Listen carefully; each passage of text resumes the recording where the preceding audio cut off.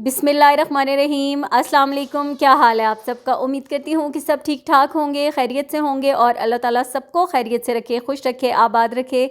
आज की वीडियो मैं स्टार्ट कर रही हूँ। वीडियो पसंद आए तो प्लीज़ वीडियो को लाइक ज़रूर कर दिया करें। इसके साथ साथ जो लोग वीडियो देखते हैं चैनल को सब्सक्राइब किए बगैर, तो चैनल को भी सब्सक्राइब करें और वीडियो को शेयर भी किया करें। तो चलें फिर आज की वीडियो को स्टार्ट करते हैं।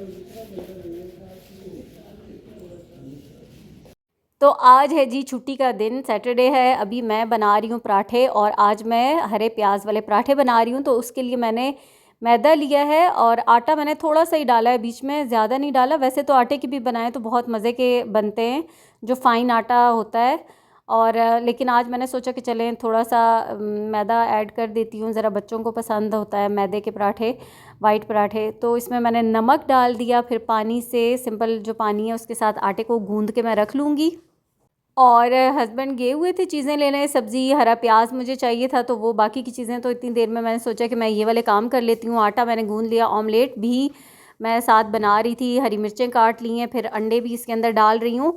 अच्छा, ये सिंपल सा ऑमलेट है जो कि प्याज और हरी मिर्चों वाला है। तो प्याज को मैं कैसे डालूँगी वो तो अभी आपको मैं दिखाऊँगी। सबसे पहले हरी मिर्चें और अंडे वगैरह डाल लूँ, फिर इसके अंदर नमक डालूँगी, बाकी लाल मिर्चें ऐड नहीं करूँगी। बस यही दो चीज़ें इस ऑमलेट के अंदर जाएंगी। अच्छा, यहाँ तवे के ऊपर मैंने प्याज डाल दिया जो ऑमलेट के लिए काटा है। इसमें तकरीबन हाफ़ टेबल स्पून के जितना कुकिंग ऑयल डाला है और हल्का सा ना इसको थोड़ा सा सॉफ्ट करना है। तो इस तरीके से जो ऑमलेट बनता है वो बहुत मज़े का बनता है और मेरे बच्चे इसी तरीके से खाते हैं, तो इसलिए फिर ऐसे ही मैं उसको थोड़ा सा सॉफ्ट करके तो इसके अंदर मिक्सचर के अंदर डाल देती हूँ और बस इसको अच्छे से मिक्स कर दिया। यहाँ जो छुरी थी जिससे प्याज काटा था उसी से मिक्स भी कर दिया। अब हरा प्याज आ गया है, तो आटा तो मैं गूंथ चुकी हूँ, ऑमलेट का मिक्सचर भी मैंने बना लिया है। अब देखते हैं कि ऑमलेट वैसे ये जो पराठे प्याज के बन रहे हैं ना, ये दही के साथ बहुत मज़े के लगते हैं और चाय के साथ। इनके साथ और कुछ बनाने की ज़रूरत होती ही नहीं है, लेकिन मैंने इसलिए भी बना लिया था कि पता नहीं होता ना, फिर बच्चे उस वक्त नखरे करें, तो उससे अच्छा है कि पहले ही बना के रख लूँ। तो हरा ये जो प्याज है ये सारा ही मैं डालूँगी, इसलिए मैं इसको अच्छे से साफ़ कर लूँगी, फिर उसके बाद वॉश करूँगी। और जो इसका नीचे वाला पार्ट है ना, जो ज़्यादा मोटा होगा उसको तो नहीं डालूँगी, लेकिन जो बिल्कुल हल्का हल्का सा होगा वो डाल दूँगी। और ये देखें, ये जो अभी सामान आया है ना, बाकी की सब्ज़ी वगैरह है, चिकन है, तो ये अभी मैंने नीचे ही रख दिया है क्योंकि काउंटर पर मैं काम कर रही हूँ। फिर अब प्याज को मैंने अच्छे से वॉश करके फिर उसको मैंने काट लिया था। अब यहाँ पर ये जो आटा मैंने गूंदा है तो इसके 4 बड़े साइज़ के मैंने पेड़े बना लिए और साथ में ना मैंने घी को मेल्ट कर लिया है। दोनों रोटियों को मैं अच्छे से बेल लूँगी। अच्छा, अब ये अपनी चॉइस है कि आप कैसे बनाना चाहते हैं। पतली पतले स्ट्रिप्स में काटेंगे तो वो अच्छे बिल्कुल पतले से पराठे बन जाएंगे। और अगर एक पेड़ा लेके और उसके अंदर आप फिलिंग प्याज की डालें और ऊपर दूसरी रोटी डाल के, वो भी आसान है। लेकिन इस तरीके से क्या होता है कि आपके पेड़े बहुत जल्दी बन जाते हैं ज़्यादा, और फिर टाइम इतना ज़्यादा नहीं लगेगा। यहाँ पर अब मैंने खूब सारा हरा प्याज डाल दिया है। इसके अंदर आप थोड़ा सा नमक और थोड़ी सी बिल्कुल हल्की सी काली मिर्चें भी स्प्रिंकल कर सकते हैं, कुटी हुई। और अब ये मैंने इसके ऊपर सारा डाल के, पहले मैंने घी लगाया है और अब इसके ऊपर दूसरी रोटी जो है ना वो डाल दी है। अब रोटी डालने के बाद अब इसको बेलने की ज़रूरत नहीं है, ये अगर बेलेंगे ना ज़्यादा तो फट जाएगा। तो बस पहले ही रोटी को अपने अच्छे से बेल लेना है। अब इसके ऊपर थोड़ा थोड़ा मैंने ड्राई आटा भी लगा दिया है और इसकी जो ऊपर वाली लेयर है ना, अब इसके ऊपर जो मेल्टेड घी है वो अच्छे से लगा दूँगी। तकरीबन 2 से 3 टेबल स्पून या जितना, बस आप उसको हाथ से अच्छी तरह से फैला लें, चम्मच से होगा भी नहीं, हाथ का इस्तेमाल करना पड़ेगा। और ये इस तरीके से पूरा इसके ऊपर मैंने घी को लगा दिया है। अब किसी तेज़ छुरी की मदद से, पिज़्ज़ा कटर की मदद से इसकी स्ट्रिप्स काट लेनी है। जितने साइज़ के पेड़े आपको चाहिए उतने साइज़ के बना लें। अगर ज़्यादा मोटी मोटी स्ट्रिप्स काटेंगे तो फिर पेड़े बहुत ज़्यादा मोटे बनेंगे और फिर पराठे भी हैवी बनेंगे, यानी कि मोटे हो जाएंगे पेड़े। तो इसलिए पतली पतली स्ट्रिप्स में कोशिश करें कि इसको कट कर लें और फिर इस तरीके से एक एक को रोल कर लें और ये आपके पेड़े जो है ना वो तैयार हो जाएंगे। और इनको हाथ से ही प्रेस करके फिर बनाना है, बेलन की मदद से बेलना नहीं है, ना ही इनकी शेप ख़राब हो और अंदर से फिलिंग भी निकल कर बाहर नहीं आएगी। तो बस हाथ से आप जितना इसको प्रेस कर सकते हैं ना, पतला कर सकते हैं, उतना इसको हाथ से दबा कर लें। हल्का हल्का हाथ पे ड्राई आटा लगाकर तो इसको हाथ से अच्छा सा प्रेस कर लें ताकि आपका पराठा सही से प्रेस हो जाए। अब मैंने इसके अंदर पैन के अंदर घी डाला है और इसको पराठे को पकने में टाइम लगेगा क्योंकि थोड़ा सा मोटा है, तो आपने इसको अच्छे से पकाना है ताकि अंदर से कच्चा ना रहे। मीडियम, बिल्कुल मीडियम लो फ्लेम पे पराठों को पकने दें और थोड़ा सा घी ज़्यादा ही जाएगा, या ऑयल में बना रहे हैं या देसी घी मक्खन जिसमें भी, तो उसका इस्तेमाल थोड़ा ज़्यादा होगा। यहाँ पर हमारी चाय भी बन रही है और पैन के अंदर फिर मैं 2-2 पराठे इकट्ठे ही डाल रही थी, क्योंकि टाइम इन पे ज़्यादा लग रहा था इनको पकते हुए। जो पकाने का टाइम है उसमें ज़्यादा टाइम लग रहा था, बाकी तो हमारी चीज़ें सब तैयार ही थी।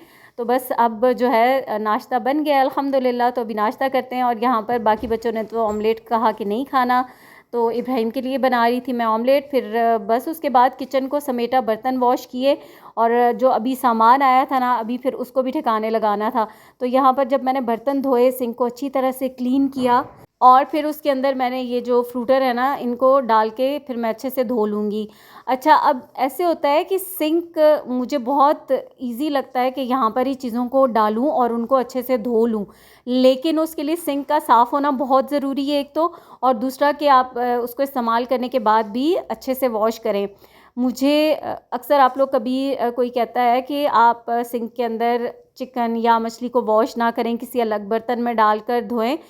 तो मैं आपको बताती हूँ कि मैं किस तरीके से धोती हूँ, और मुझे यही तरीका जो है ना वो आसान लगता है और कन्वीनियंट है ये बहुत। एक तो थोड़ा सा ये जो शेल्फ़ है ना इनका, ये इनकी हाइट ज़्यादा है, तो फिर अलग से किसी बर्तन में करना तो बहुत ही मुश्किल लगता है मुझे। यहाँ पर अभी मैंने सबसे पहले फ्रूटर धोए हैं, फिर उसके बाद जो सब्ज़ी मैंने धोनी है यानी कि टमाटर थे और ये मूलियाँ वगैरह, तो मैं इनको वॉश करके रखूँगी। गोभी है तो इसको मैं मोटे मोटे अभी तो इसके फूल काट के इसी तरीके से, और इसको पानी में भिगो के रखूँगी। फिर उसके बाद इसको मैं कट करूँगी छोटा, जैसे जिस साइज़ में मुझे काटनी है। तो अभी इसको मैं भिगो के रखूँगी, क्योंकि इसका इस तरीके से कोई फ़ायदा ही नहीं होता, ये इतनी जल्दी नहीं धुलती। अब जब मैंने पहले फ्रूट सब्ज़ियाँ वगैरह वॉश कर ली हैं, उसके बाद फिर सिंक मेरा बिल्कुल क्लीन है। अब इसके अंदर मैंने स्टॉपर लगा दिया है, और जो चिकन है ना वो सारा इसके अंदर डाल दूँगी। अब मैं चिकन को बहुत अच्छे से इसी के अंदर वॉश कर लूँगी, और उसके बाद फिर मैं सिंक को अच्छे से क्लीन करूँगी। मैं हमेशा सब्ज़ियाँ हो, गोश्त हो, मुर्गी हो, मछली हो, मैं सिंक में ही वॉश करती हूँ। और पता नहीं मुझे तो और दूसरा तरीका जो है वो कभी भी आसान नहीं लगा, तो मेरा यही होता है। लेकिन ये कि उसके बाद सिंक की सफाई बहुत ज़रूरी होती है, और वो मैं कैसे करती हूँ वो भी आपके साथ मैं शेयर करूँगी। अच्छा, अभी सारा जो चिकन वॉश किया, जितने छिछड़े वगैरह थे ना वो मैंने सारे उसको निकाल दिए, साफ़ कर दिया। अब आजकल सर्दी है तो थोड़ा सा ये चर्बी की वजह से इसमें जम जाता है, तो मैंने लिक्विड डाला है पहले, और सिर्फ हाथ से जो बर्तनों वाला स्पंज है अभी मैंने उसको यूज़ नहीं किया, क्योंकि उससे आएगी स्मेल। तो बहुत ज़्यादा खौलता गर्म पानी मैंने चूल्हे पे गर्म कर लिया था, फिर उसके बाद वो पानी इसके ऊपर मैंने सारा डाल दिया है।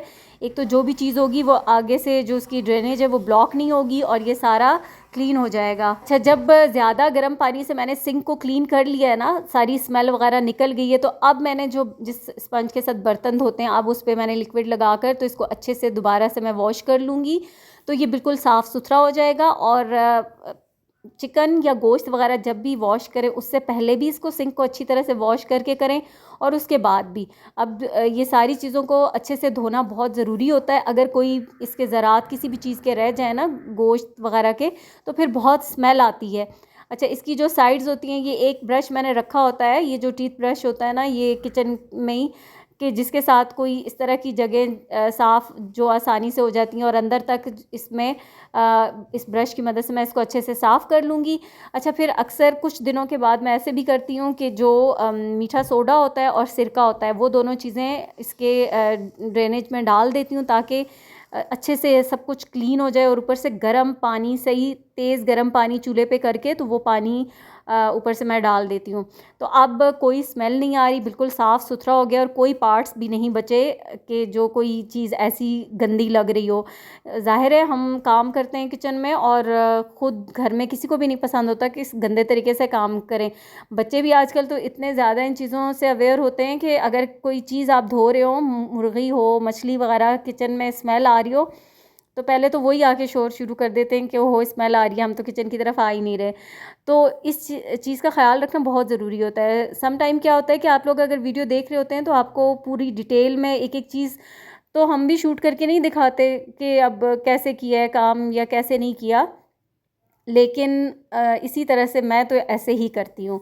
अच्छा, उसके बाद घर के सारे कामों से फ्री होकर नमाज़ वगैरह पढ़कर तो फिर आज शॉपिंग के लिए जाना था। इब्राहिम के सर्दियों के कपड़े, कुछ जैकेट्स वगैरह लेनी थी, तो अभी हम जो है आ गए F8 और ये बहुत ही ज़बरदस्त जगह है कि अब अगर आप बच्चों के सर्दियों के कपड़े लेने हो ना, तो जो आपको पफ़र जैकेट्स वगैरह जो आपको आउटफिटर या ब्रेकआउट पे आपको मिल रही होती हैं 14-15 हज़ार की, तो यहाँ आपको आसानी के साथ 7-8 हज़ार तक अच्छी जैकेट्स मिल जाती हैं। और जो ग्रोइंग एज होती है ना बच्चों की, जिनकी हर साल ये चीज़ें लेनी पड़ती हैं और अगले साल उन पे पूरी नहीं आती, तो फिर बेस्ट है कि आप इतनी महंगी महंगी ब्रांडेड ना ही लें तो अच्छा है, क्योंकि फिर बहुत अफसोस होता है कि जब ज़ाया चली जाती हैं चीज़ें। यहाँ पर हम आ गए थे और सबसे पहला जो काम था वो एटीएम से पैसे निकलवाना था। मिलते हैं इब्राहिम के थोड़ी मिलेंगे क्या तरजीह है? अब जी गए होंगे ना, नीचे आओ तो सही आगे। इब्राहिम के अबू जी हमसे गुम हो गए हम एटीएम पे चले गए थे, अबू जी किधर गायब हो गए। अब इधर आओ, इधर चलते हैं अंदर।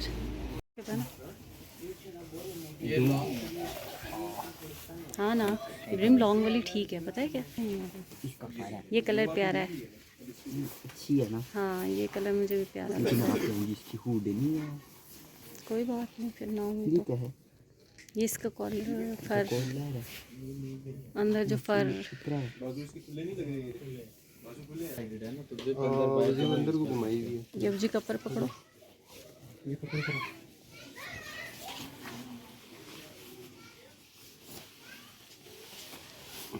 अरे वाह, शॉर्ट हाँ छोटी है, छोटी है। इब्राहिम तुम चेक करो। इब्राहिम खुश हो, माशाल्लाह से इब्राहिम की शॉपिंग हो गई, घर जाके देखेंगे। स्मेल क्यों आ रही है? इब्राहिम की जैकेट ट्राउज़र अच्छे ज़बरदस्त मिल गए हैं ना। ये वाली शर्ट इधर ही है, उधर ही रखी हुई है। इब्राहिम बहुत एक्साइटेड होता है भाई, बड़ा खुश होता है अपनी शॉपिंग पे सभी खुश होते हैं अपनी चीज़ें ख़रीदने पे। हाँ बहुत प्यारी है, बस अल्लाह पाक पहनना नसीब करे। रात हो चुकी है, सर्दी बहुत है। रात तो आजकल फ़ौरन ही हो जाती है, टाइम तो अभी इतना नहीं है, लेकिन सर्दी बहुत है भाई। हमारी गाड़ी जहाँ पर खड़ी है ना, वहाँ पे बहुत ही ज़्यादा अंधेरा है। यहाँ तो कोई स्ट्रीट लाइट्स भी नहीं ऑन ना, इसीलिए। क्या कर रहे हैं अब जी तुम्हारे, गाड़ी क्यों नहीं चला रहे? ओके, यहाँ से लिया अल्ट्रा यही था, इसका ये अल्ट्रा अलग ऐसे करके ये नहीं था, ये नहीं था उसका। सज्जल के जूते चाहिए मुझको।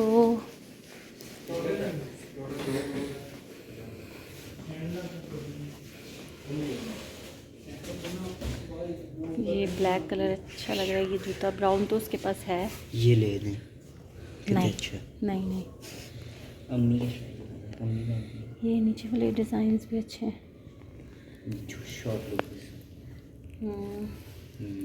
यार उसको ये पिक्चर भेज के पूछ लेती हूँ ना। उसको ये ले रहा है।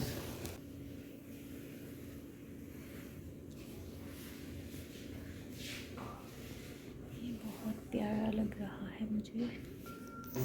4000 ये तो मैं अपने लिए देख रही हूँ। क्यों अच्छा है, मुझे अच्छा लग रहा है, तुमने क्या करना है?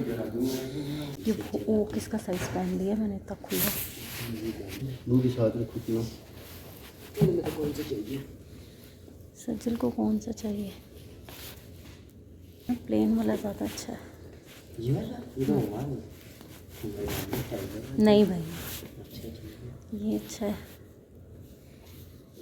और यहाँ पर ये वाला जूता मुझे बहुत अच्छा लग रहा था और दिल भी चाह रहा था लेने का, लेकिन ना मेरी जो छोटी वाली उंगली थी वो बहुत दब रही थी। और इसका कलर बहुत ही प्यारा था। अभी तो ये कैमरे में सही कलर इतना अच्छा नहीं आ रहा, बहुत ज़बरदस्त कलर था। अच्छा, और फिर ये वाला लिया था फाइनली। सजल को वीडियो कॉल की थी, उससे पूछा था तो उसने कहा कि मुझे ये वाला जूता चाहिए, तो फिर यहाँ से हमने ये ले लिया था बाटा से। और अपना फिर वो मस्टर्ड वाला जो था वो मैंने नहीं लिया था, क्योंकि मतलब मैं थोड़ा सा कंफ्यूज हो रही थी कि जूता लूँ या, एक तो उसका जो उंगली दब रही थी ना उस वजह से फिर मैंने छोड़ दिया था। लेकिन अभी घर आके ना मुझे बहुत रिग्रेट हो रहा है, मुझे जूता याद आ रहा है, उस जूते को मैं मिस कर रही हूँ। तो हो सकता है कि फिर मैं ले लूँ आने वाले दिनों में। तो यहाँ पर अभी हस्बैंड ने लेने थे शूज़, तो वो अपने चेक कर रहे थे, फिर वो ले लें तो उसके बाद फिर हम शॉपिंग से फ्री हो जाएंगे। उसके बाद शॉपिंग हो गई, सब कुछ हो गया, और सर्दी इतनी ज़्यादा है, पता नहीं मुझे सर्दी इस बार बहुत लग रही है कि सर्दी है ही बहुत ज़्यादा। हमारे पिंडी में तो बहुत सर्दी है, बाकी इलाकों का पता नहीं है। कराची वगैरह में तो वैसे सर्दी होती ही नहीं है, जहाँ से इधर उधर से सुनते हैं लोग कह रहे होते हैं कि कहाँ इतनी सर्दी पड़ रही है, तो भाई हमारे इधर तो पड़ रही है बहुत ज़्यादा सर्दी। और अभी हम खाना खाने के लिए आ गए थे, और आज डिसाइडेड यही था कि मुझे ग्रिल फ़िश खानी थी। तो यहाँ पर हम आ गए थे फिर ग्रिल फ़िश खाने के लिए मेलोडी में, और यहाँ पर बस वेट कर रहे थे, अभी टाइम लगेगा। बाहर पहले तो था कि बाहर बैठते हैं, अंगीठी ले लेते हैं और बैठ जाते हैं, लेकिन ना बाहर बहुत सर्दी लग रही थी, तो फिर बस हम इधर अंदर ही आकर बैठ गए थे। और बेटियां घर पर थीं, सबको ऑफ़र की थी चलने की, लेकिन हर एक की अपनी अपनी मसरूफ़ियत थी। सो उनमें से तीनों में से तो कोई भी नहीं आया था। हाँ, उनसे फ़ोन करके पूछ लिया था कि उन्होंने क्या खाना है, तो उन्होंने बता दिया था, और जाते हुए फिर उनके लिए बर्गर वगैरह ले लेंगे। फ़िलहाल हम तो यहाँ पर जो है ना वो ग्रिल फ़िश अपनी खाएंगे। सैलड और रायता आ गया था, बहुत ही इंतज़ार करवाया इन्होंने, 30 मिनट कह के 35-40 मिनट हो गए थे। और खाने का इंतज़ार करना बहुत मुश्किल लगता है कि जब आकर बैठ जाओ और फिर इतना टाइम लग जाए। और यहाँ हमारी ग्रिल फ़िश आ गई थी, बहुत ही ज़बरदस्त मज़ेदार सी।